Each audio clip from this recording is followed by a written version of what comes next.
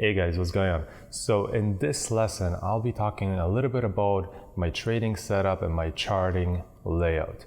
So I wanted to start off this video by simply saying that you don't need anything fancy or anything crazy when it comes to a computer setup and trading. All you really need, to give you a story, is when I started off of an old school Windows laptop.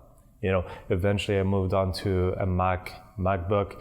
Then I got myself, when I started trading full time, at that point I upgraded my trading setup to a double monitor. Then I went to a triple monitor setup. Then I went into this one large 4K monitor, and now I have this double 4K monitor setup. So all I really wanted to say is, when you're starting off, you don't need anything crazy. Your money might potentially be better spent on your trading account, putting it into your trading account rather than buying all this fancy stuff.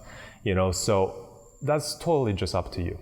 And obviously, when you're day trading, it is helpful to have a multi-monitor setup because, like you see on my screens at the back, I have multiple charts showing me exactly what I need to see in that moment. I have my watch list on one, I have my monthly, weekly, daily on the other, I have my intraday charts on the other monitor, I have my watch list on another, so it really it helps when you're day trading and swing trading as well. But, at the same time, I travel quite a bit. When I'm traveling, guess what?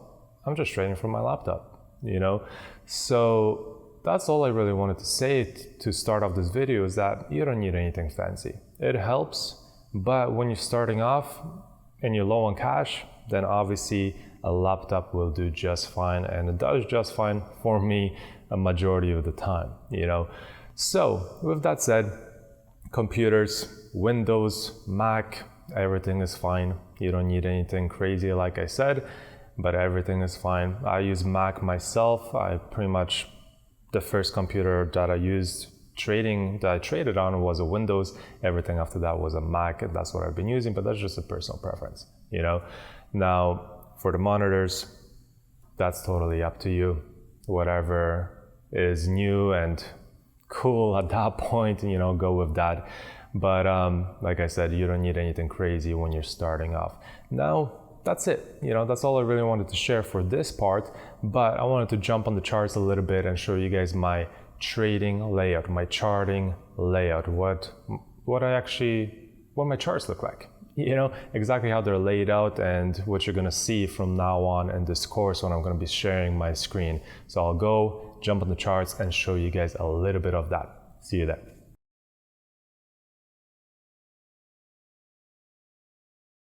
All right, so what you guys see here is my e-signal setup.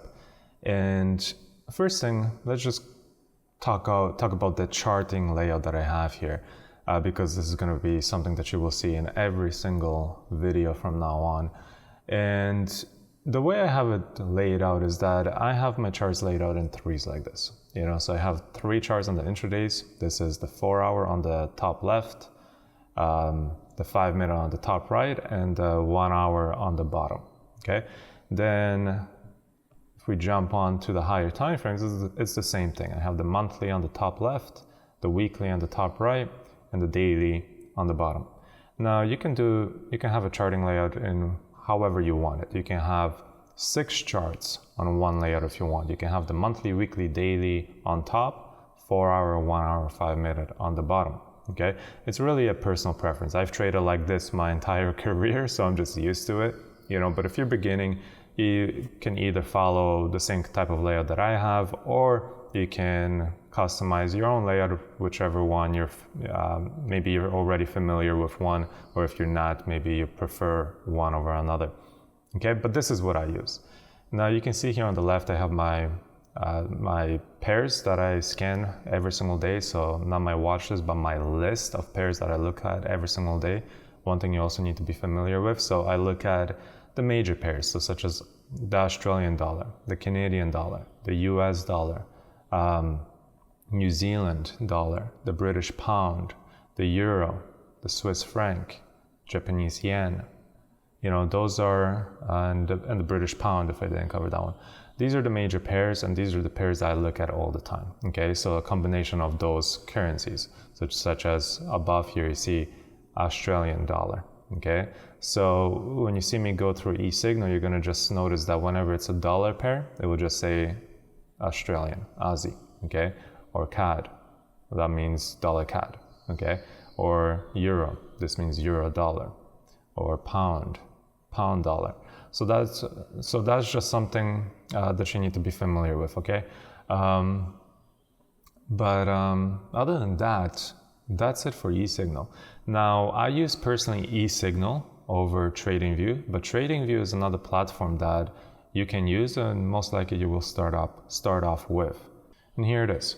So when you look at TradingView, I have the same layout. I use TradingView, the way I kind of started off, first, when I started trading, I just used my brokerage, the brokerage charting, which isn't that great.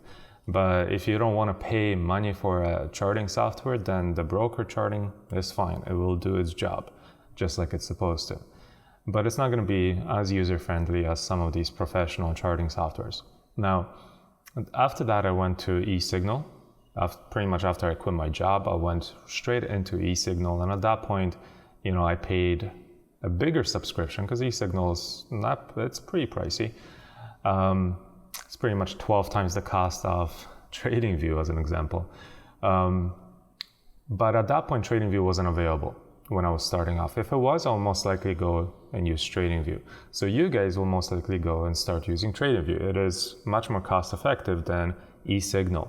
But it doesn't have the same customization features that eSignal has. That's the main reason why I use eSignal is because you can customize it however way you want it. As an example, you can have, like I said, you can move these charts all around if you want to move them around in whichever way you want. You can position a fourth chart here and make a fully custom layout. As an example, this whole screen, you guys are only seeing a portion of this screen, but what I have here to the right of the screen, I have my daily chart. To the top right of the screen, I have a watch list layout, which I will show you guys as well. And then on the bottom, I also have more stuff that I look at. So you can fully customize eSignal in whichever way you want, but for a beginner, it's not really worth the price because, it is at minimum 12 times more expensive than TradingView. But with TradingView, you can still customize it, so you have different layouts that you can use here. This is the layout that I've always been using, the 2 charts on top, 1 chart on the bottom. And you can just use that, and then same thing here. I have my watch list on the right. And when it comes to the higher time frames, the only thing with TradingView that's different with eSignal, well, there's many things that's different, but the one thing that's a little bit inconvenient is that, see, again, I have my monthly, weekly, daily, okay, same layout, but if I switch a pair, okay, I jump to Australian dollar, well, my intradays don't sync. I have to go back and click Australian dollar, which is not a big deal, it's just a little inconvenience. But again, with TradingView, with eSignal, you don't have to do that. Let's say I switch my higher time frames to dollar CAD, and right away, my intraday charts switch to dollar CAD as well. Okay, so that's that when it comes to the trading layout and the 2 different platforms. Now, TradingView has everything you would ever need, so don't worry about that. It has all the drawing tools here on the left. It has literally all the indicators you need. It has it all. Same thing with eSignal. eSignal has it all too, plus a little bit more, such as customization options and stuff like that. But like I said, for a beginner, TradingView is probably the better choice just because it's more cost effective. If you're already an experienced trader and maybe once you already start trading full time, you can test out eSignal, and eSignal has a few more options and it's a little bit, has much more customizations behind it. So that's kind of it. That's all I really wanted to talk about for this video here. And with that said, let's have a look at the next one.